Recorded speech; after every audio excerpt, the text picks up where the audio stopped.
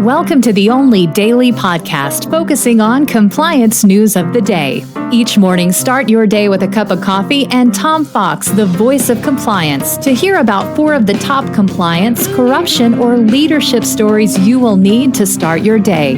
The Daily Compliance News is a production of the Compliance Podcast Network. First, a word from this month's sponsor, Ethico. In the delicate arena of compliance, every conversation matters.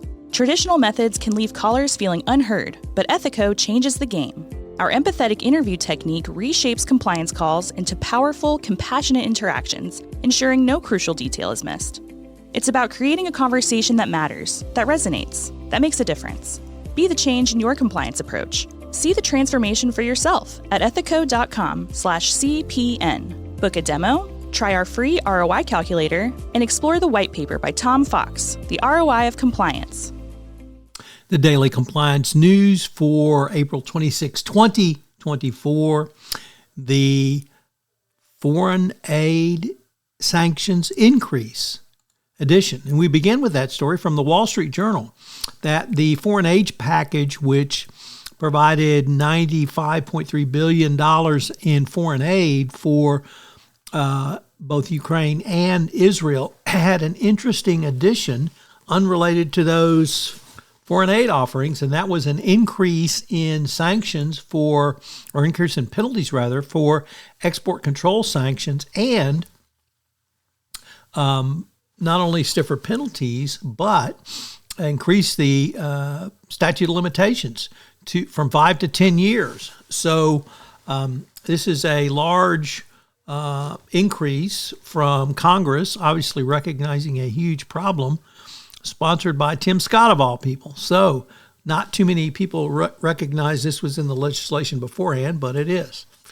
Next up, from the Financial Post, a former SNC Lavalin executive has been sentenced to 3.5 years in prison in connection with a bribery scheme for a bridge repair contract. The police investigation showed that he paid bribes of nearly $2.3 million to get a $128 million contract. Next up, from the New York Times, McKinsey's woes continue as it is under criminal investigation for its opioid work.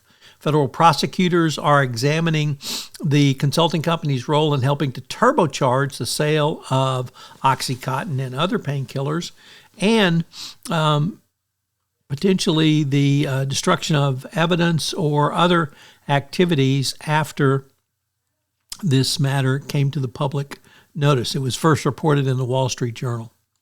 And our final story comes to us from Bloomberg, which reports that South Africa is making renewed efforts to extradite the Gupta brothers from the UAE. The Gupta brothers were the 2 Indian nationals who were the leaders in the bribery and corruption under prior President Zuma, and the state capture of many agencies in South Africa, which were bled dry through bribery and corruption.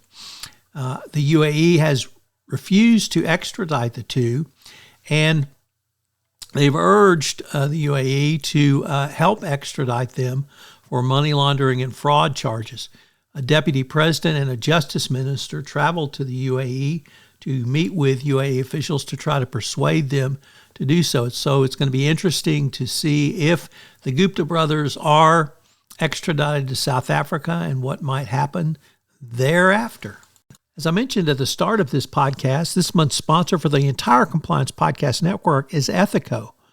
Have you ever wondered how to show the ROI of your compliance program? Have you struggled with the budgeting process, getting the funds you want for your compliance program? Well, I've partnered with Ethico to put together a white paper on the ROI of compliance, which shows you not only how to demonstrate ROI, but also how to speak finance when you're sitting across from the CFO with your budget proposals. Check out the website and get the white paper. The Daily Compliance News is a production of the Compliance Podcast Network and a proud member of C-Suite Radio. Thanks so much for listening. I hope you'll join me again tomorrow.